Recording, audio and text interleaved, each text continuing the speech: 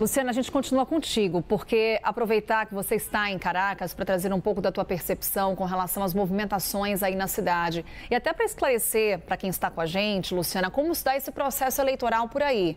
Por exemplo, você já comentou, inclusive conosco aqui na programação da CNN Brasil, que na cédula de votação, Maduro aparece 13 vezes.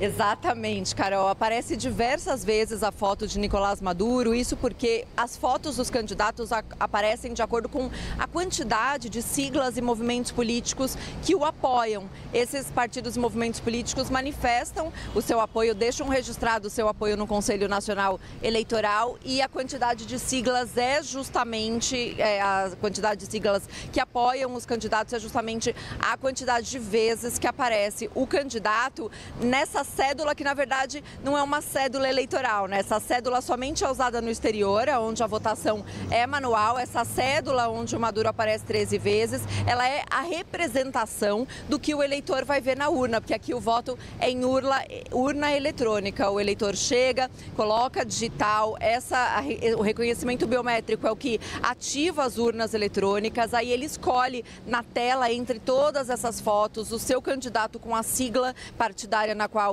ele quer votar, elege o seu candidato, aí vai haver a impressão de um comprovante desse voto, ele vai, confere, vê o que é o candidato no qual ele votou e aí deposita esse comprovante da votação em uma urna. Então é um sistema eletrônico corroborado com esse comprovante do voto em papel. Então Maduro aparece 13 vezes justamente por ter 13 movimentos e siglas políticas que o apoiam. O Edmundo Gonzalez, que é o candidato mais competitivo da oposição, aparece 3 vezes. Mas aí tem uma questão, ele aparece somente 3 vezes e a oposição denunciou nos últimos meses, durante essa campanha eleitoral, que houve intervenção judicial dos principais partidos opositores aqui e que os candidatos que aparecem aí por diversas siglas opositoras não são o que a maioria do partido queria, que houve intervenção judicial e designações de candidatos a dedo, sem que houvesse um consenso na oposição, Carol. Só mais uma observação, a gente chama muito a atenção pra gente que Maduro